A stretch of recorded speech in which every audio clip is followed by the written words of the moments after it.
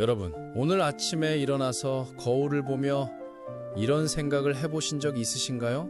왜 이렇게 열심히 사는데도 행복하지 않을까?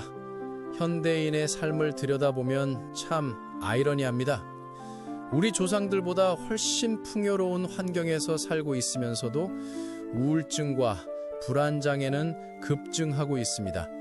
더 많이 벌고, 더 좋은 집에 살고, 더 좋은 차를 타려고 하루 종일 자신을 갈아 넣고 있지만 정작 행복은 늘 손에 잡히지 않습니다.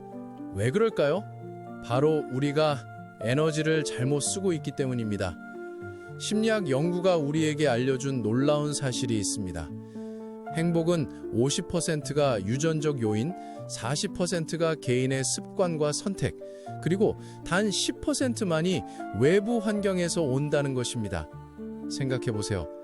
우리가 밤낮으로 고민하고 스트레스 받는 연봉, 집값, 남의 시선 같은 외부 조건들이 행복에 미치는 영향은 고작 10%라는 겁니다. 반면 40%를 차지하는 우리의 일상 습관과 내적 선택에는 얼마나 신경을 쓰고 계신가요? 이것이 바로 우리가 오늘 함께 탐구할 핵심입니다.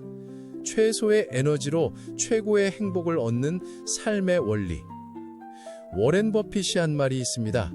성공한 사람과 진짜 성공한 사람의 차이는 거절할 줄 아는 데 있다. 행복도 똑같습니다. 우리는 모든 것을 다 가질 수 없습니다. 모든 사람을 다 만족시킬 수 없습니다. 모든 기회를 다 잡을 수 없습니다. 하지만 역설적으로 이것을 받아들이는 순간 진짜 행복이 시작됩니다. 하버드 대학에서 80년 동안 진행한 성인 발달 연구가 있습니다. 724명의 남성을 80년간 추적 조사한 결과 행복을 가장 강력하게 결정하는 요인은 돈도 명예도 아닌 따뜻한 인간관계였습니다. 즉, 수백 명의 지인을 관리하느라 에너지를 소모하기보다는 진심으로 소중한 소수의 사람들과 깊은 관계를 맺는 것이 훨씬 큰 행복을 가져다 준다는 뜻입니다. 법정 스님의 말씀을 기억하시나요? 버리면 비워지고 비워지면 채워진다. 우리가 힘든 이유 중 하나는 너무 많은 것을 붙들고 있기 때문입니다. 쓰지도 않는 물건들로 가득 찬 집, 진짜 친구도 아닌 사람들과의 피곤한 만남들, 내가 정말 원하는지도 모르는 목표들을 위한 무리한 노력들, 이런 것들을 하나씩 내려놓기 시작하면 신기한 일이 일어납니다. 마음의 여유가 생기고 정말 중요한 것이 무엇인지 보이기 시작합니다. 그리고 그 순간 행복은 억지로 찾으려 하지 않아도 자연스럽게 찾아옵니다. 행복은 어떤 거대한 성취에서 오지 않습니다. 매일매일의 작은 습관에서 옵니다. 긍정심리학의 아버지라 불리는 마틴 셀리그만 교수의 연구를 보면 매일 밤 잠들기 전 3가지 감사할 일을 적는 것만으로도 6개월 이상 행복감이 지속된다는 결과가 나왔습니다.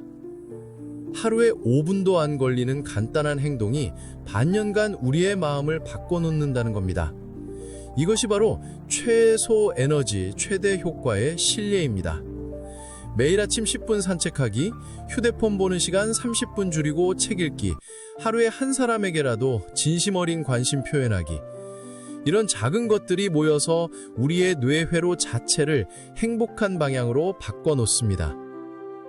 니체가 이런 말을 했습니다. 살아갈 이유를 아는 사람은 어떤 고통도 견딜 수 있다.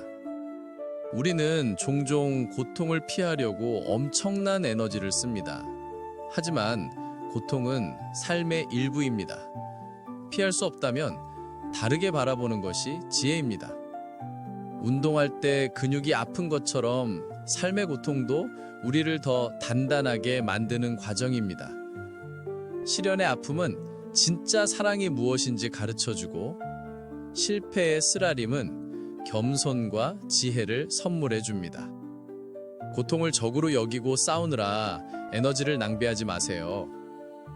대신 이 고통이 나를 어떻게 성장시키려 하는가?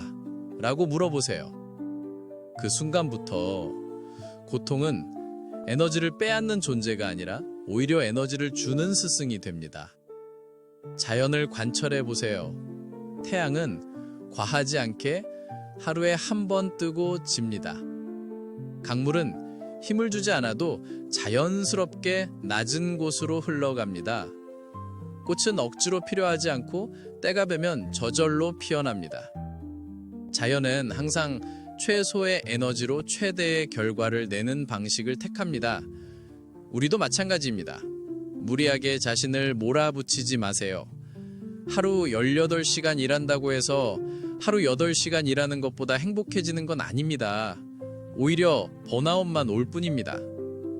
일할 때는 집중해서 일하고 쉴 때는 진짜로 쉬세요. 바쁠 때와 여유로울 때의 리듬을 만들어 가세요. 이것이 바로 과유불급을 피하고 지속 가능한 행복을 만드는 방법입니다. 실천을 위한 구체적 제안들.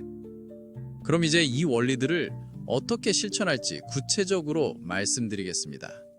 첫째, 매주 일요일 저녁에 에너지 점검 시간을 가지세요. 지난 한 주를 돌아보며 내가 에너지를 가장 많이 쓴 일들이 무엇인가, 그 중에서 정말 의미 있었던 것은 무엇인가를 물어보세요. 그리고 의미 없는 것들은 과감히 줄여나가세요. 둘째, 하루 3가지 작은 행복 습관을 만드세요. 아침에 일어나서 할 것 하나, 점심시간에 할 것 하나, 저녁에 할 것 하나. 거창한 게 아니어도 됩니다. 따뜻한 차 한 잔 마시기, 좋아하는 음악 한 곡 듣기, 가족에게 안부 문자 보내기 같은 것들 말입니다. 셋째, 감사일기를 시작하세요. 매일 잠들기 전 오늘 감사한 일 3가지만 적어보세요. 크고 특별한 일이 아니어도 됩니다. 오늘도 건강하게 하루를 보냈다. 맛있는 점심을 먹었다. 친구가 안부를 물어봐 줬다. 이런 소소한 것들도 충분합니다.